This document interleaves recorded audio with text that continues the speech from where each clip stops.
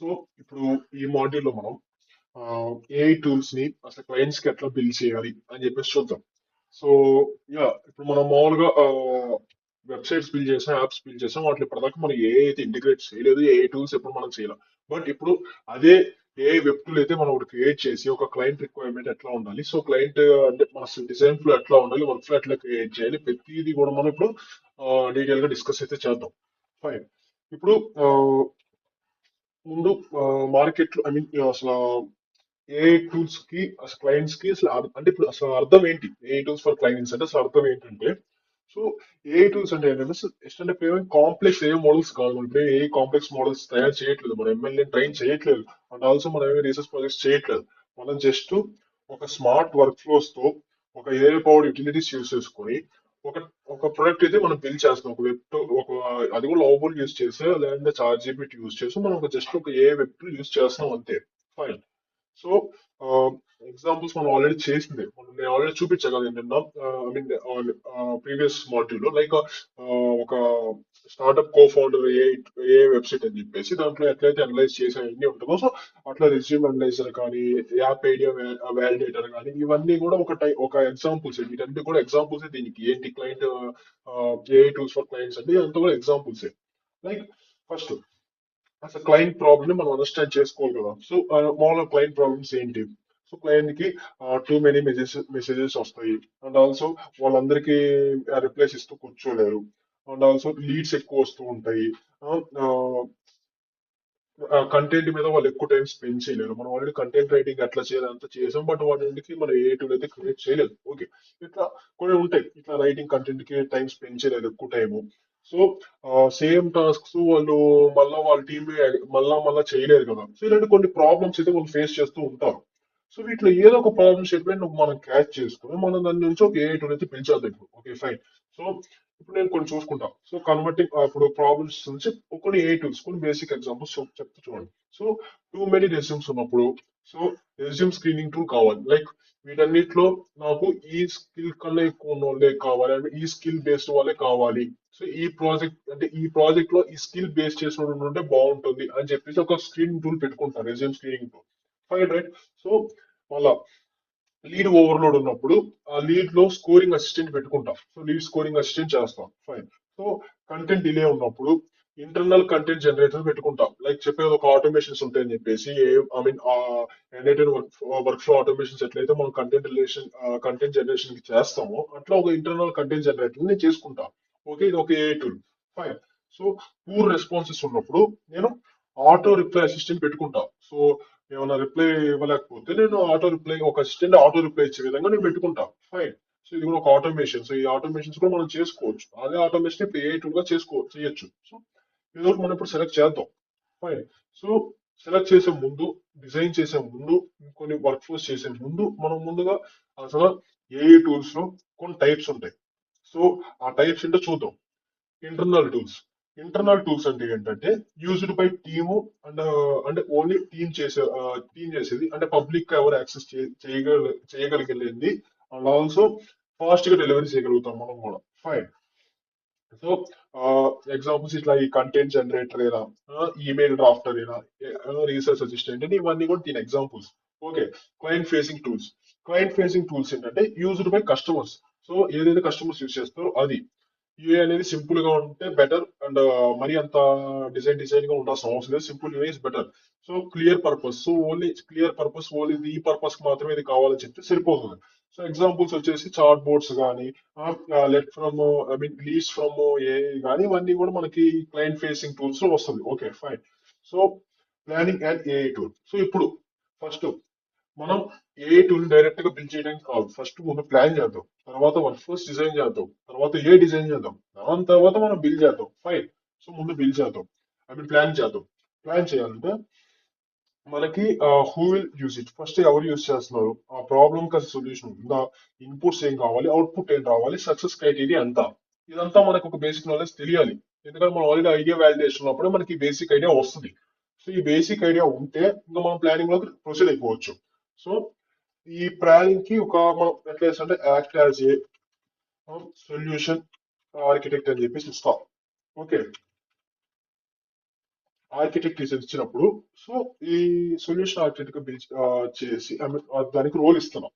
Role ఇచ్చి help me to plan A tool అని చెప్పేసి అంటాం. అన్నాక అది ఒక ప్లాన్ అనేది క్రియేట్ చేస్తుంది.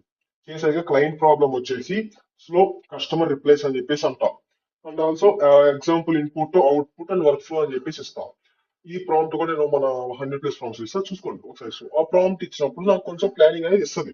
సో ప్లానింగ్ ఇచ్చాక, సో తర్వాత డిజైనింగ్ ఆ వర్క్ ఫ్లో అనేది, సో ఆ వర్క్ ఫ్లో మనం డిజైన్ చేయాలి.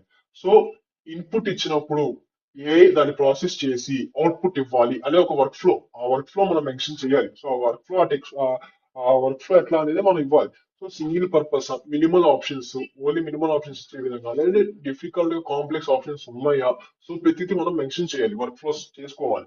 వర్క్ ఫ్లో చేసుకున్నాయి ఎగ్జామ్ ఐ మీన్ ఇప్పుడు అప్లోడ్ రెజ్యూమ్, రెజ్యూమ్ అప్లోడ్ చేసినప్పుడు ఆ రెజ్యూమ్ ని అనలైజ్ చేసి దానికి నువ్వు ఈ కంపెనీకి నువ్వు ఐ మీన్ వర్తా కాదా అని చెప్పేసి ఒక పర్సంటేజ్ ఆఫ్ నీకు చూపిస్తుంది. ఇంత పర్సంటేజ్ నీకు ఛాన్స్ ఉంది నువ్వు సెలెక్ట్ అవడానికి అని చెప్పేసి అనేది రెజ్యూమ్ అనలైజ్ చేసి నీకు చెప్తుంది. ఫైన్. సో ఇది ఒక వర్క్ ఫ్లో. ఇట్లా అప్లోడ్ చేయడం, అనలైజ్ చేయడం, ఆ పర్సంటేజ్ అవుట్పుట్ అనేది నీకు చూపించడం, ఇదంతా ఒక వర్క్ ఫ్లో. ఓకే. ఇట్లా నీకు ముందుగా ఒక వర్క్ ఫ్లో ఐడియా అనేది రావాలి. నువ్వు ప్లానింగ్ ఎప్పుడైతే చేసావో, ప్లానింగ్ చేసాక నీకు ఒక వర్క్ ఫ్లో అనేది తెలియాలి. ఆ ఐడియా ఉంటేనే నీకు వర్క్ ఫ్లో ఇట్లా అవుతుంది అన్న ఐడియా ఉంటేనే నువ్వు తర్వాత బిల్డ్ అనేది చేయగలుగుతావు. ఓకే. ఇప్పుడు నీకు ఇట్లా వర్క్ ఫ్లో ఐడియా వచ్చింది. ఫైన్. ఇప్పుడు ఏ టూల్స్ బిల్డ్ చేద్దాం.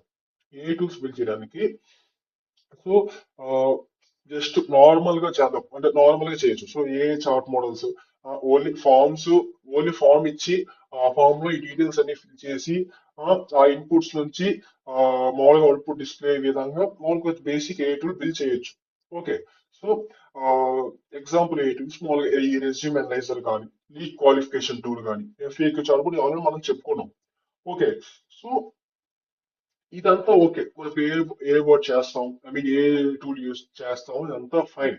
సో ఏ చార్ట్ బోర్డ్ కూడా ఎట్లా లేదు, నేను ఆల్రెడీ నిన్న మాడ్యూల్ నేను చూపించాను. నేను చేసిన ఏ ప్రాజెక్ట్ అనేది. సో దీంట్లో ఏది అనలైజ్ చేస్తుంది, సో ఎలాంటి ఇన్పుట్స్ తీసుకుని నేను ప్రతిది కూడా అనలైజ్ ఎవరు ఐడియా కొడితే, సో నాకు ఇక్కడ ఏంటంటే ఇప్పుడు సైన్ ఇన్ అనే ఆప్షన్ వస్తుంది. సో ఇదంతా కూడా నేను ఆ, ఇంకా ఏమైనా ఈమెయిల్ వెరిఫికేషన్ కావాలన్నా, ఇంకేం కావాలన్నా కానీ ప్రతిదీ కూడా మీరంతా చూసుకోవచ్చు.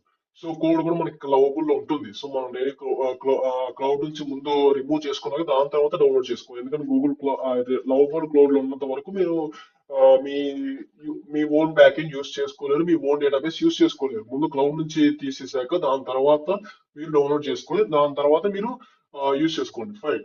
ఓకే.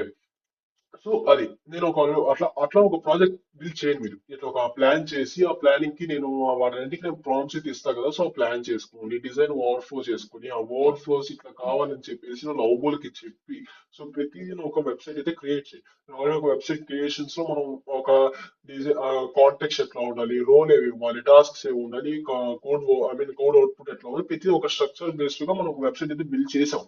సో అది చూడండి. So fine. ఇప్పుడు ఒక నాన్ టెక్నికల్ క్లయింట్స్, సో ఎందుకంటే నీకు వచ్చే క్లయింట్స్ అందరూ కూడా టెక్నికల్ నాలెడ్జ్ ఉండాలని లేదు కదా. నాన్ టెక్నికల్ క్లయింట్స్ కి నువ్వు ఎట్లా ఎక్స్ప్లెయిన్ చేస్తావు అనేది మెయిన్ పాయింట్ ఇక్కడ. ఓకే. సో ఆ, సో మనం ఇప్పుడు ఎల్ఎంఎస్, టోకెన్స్, ఇంటర్ఫేసెస్, సో ఇదంతా మనకు వాళ్ళకి చెప్తే వాళ్ళ వాళ్ళకి అది అర్థం కాదు. మనం ఎట్లా చెప్పాలంటే వాళ్ళకి, ఓకే మీ వర్క్ ఇట్లా 3 to 4 hours డైలీ సేవ్ అవుతుంది అని చెప్పాలి. అంతేగాని ఇట్లా ఎల్ఎంఎస్ వర్క్ అవుతుంది, ఈ ఎల్ఎంఎస్ లో మీరు ఇట్లా ఇన్పుట్స్ చేయాలి, అదంతా వాళ్ళకి అవసరం లేదు. వాళ్ళకి జస్ట్ ఇట్లా చెప్పండి. ఇప్పుడు అండ్ ఆల్సో దీనికి ఒక ప్రాంప్ట్ ఉంటది, explain this A tool to A non technical client అని చెప్పేసి, focus on benefits not technology అని చెప్పేసి ఒక ప్రాంప్ట్ ఇవ్వండి. సో ఏదైతే మీరు ప్రతిదీ కూడా ఇట్లా ప్రాంప్ట్ ని మీరు నార్మల్ ఇంగ్లీష్ లో ఒక ప్రాంప్ట్ రూపంలో ఇస్తూ ఉంటే ఏంటంటే, సో మీకు కూడా ఒక ప్రాక్టీస్ అవుతూ ఉంటుంది. ఫైన్. సో యా ఇప్పుడు ప్రైసింగ్, ఏ టూల్స్ కి ప్రైసింగ్ ఎట్లా సెట్ చేయాలి. సో ప్రైసింగ్ ఫ్యాక్టర్స్ వచ్చేసి time saver, complexity, customization, ongoing support. Okay. So ఇప్పుడు ఏమంటే ఎగ్జాంపుల్ ప్రైసింగ్ వచ్చేసి సింపుల్ ఏ టూల్ అయితే మీరు ఎంతవరకు ఛార్జ్ చేయొచ్చు అంటే నన్ను అడిగితే 3 to 5K. జస్ట్ ఎట్లా నేను చెప్పా కదా మీకు, ఓన్లీ ఫామ్ ఒకటే ఇచ్చి ఆ ఫామ్ ని జస్ట్ అవుట్పుట్ ఇట్లా ఒక ఫీల్డ్ వచ్చే విధంగా అయితేనే 3 to 5K. ఓకే. ఎందుకంటే అది అంత ఏం మనం యూజ్ చేయట్లేదు. సో కస్టమ్ ఓవర్ఫ్లో ఉన్నప్పుడు ఒక 8K to 15K.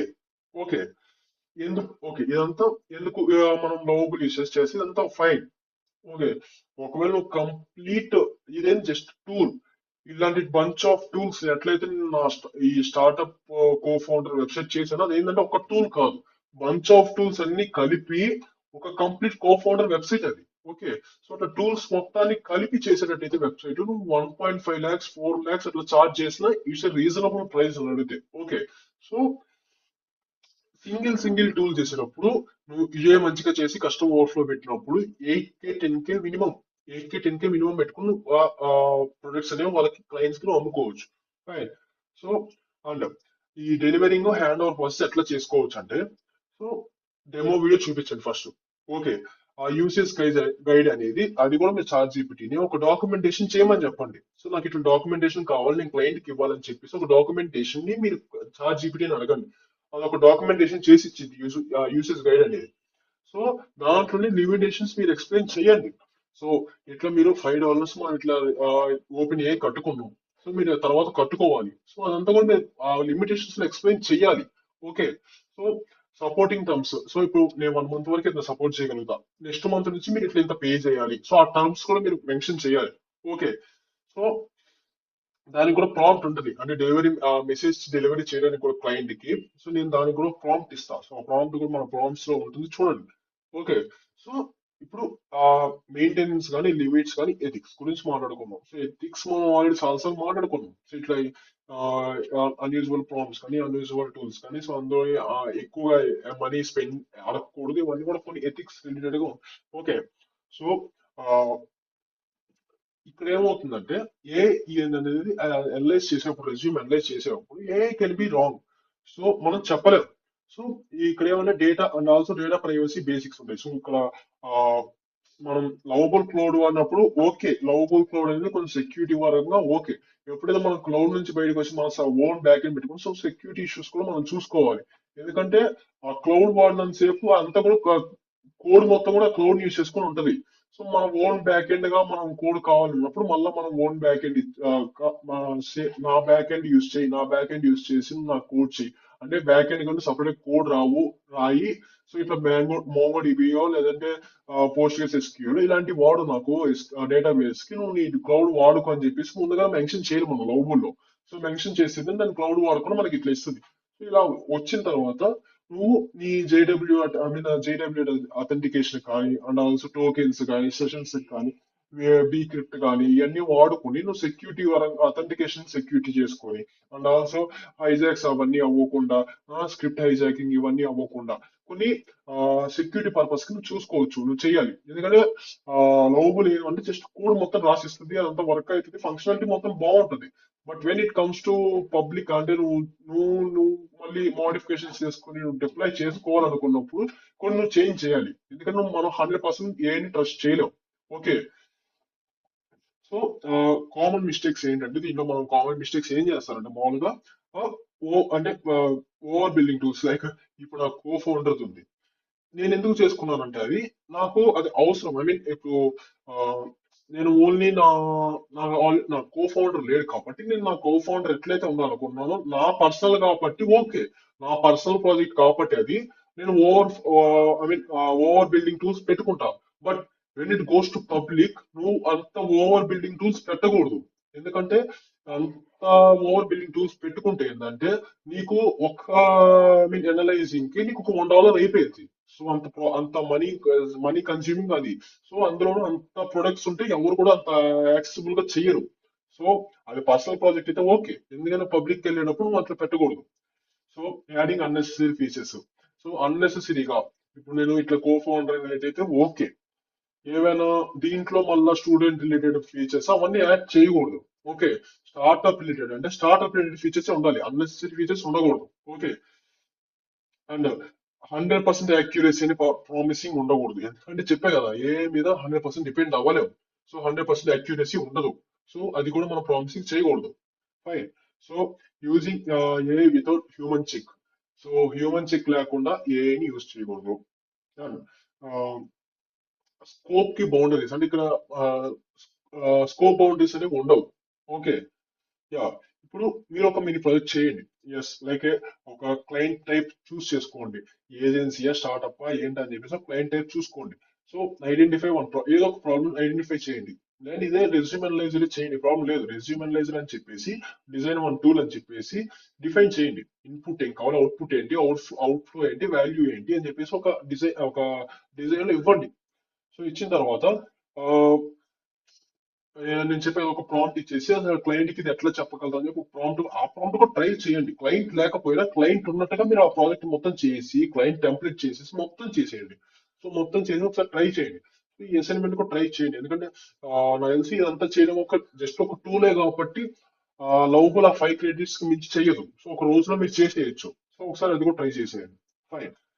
So next module లో మనం ఈ ఏఐ ప్లస్ ఫ్రీలాన్సింగ్ కూడా చూసుకుందాం. ఎస్, అసలైతే ఈ ఏఐ ప్లస్ ఫ్రీలాన్సింగ్ అనే ఇంతే, మ్యాక్సిమం ఇంతే ఉంటుంది. బట్ కొన్ని Instagram, I mean linked in లో కొన్ని లీడ్స్ రావడానికి ఏం చేయాలి, అవన్నీ కొన్ని బేసిక్ ఫ్రీలాన్సింగ్ ఓన్లీ ఫీవర్ వీటి మీద డిపెండ్ అవ్వకుండా అసలు ప్రాంప్ట్స్ యూజ్ చేసి లీడ్స్ ఎట్లా జనరేట్ చేసుకోవాలి ఫ్రీలాన్సింగ్ కి అని చెప్పేసి మనం నెక్స్ట్ మాడ్యూల్ అయితే చూసుకుందాం. Okay, fine.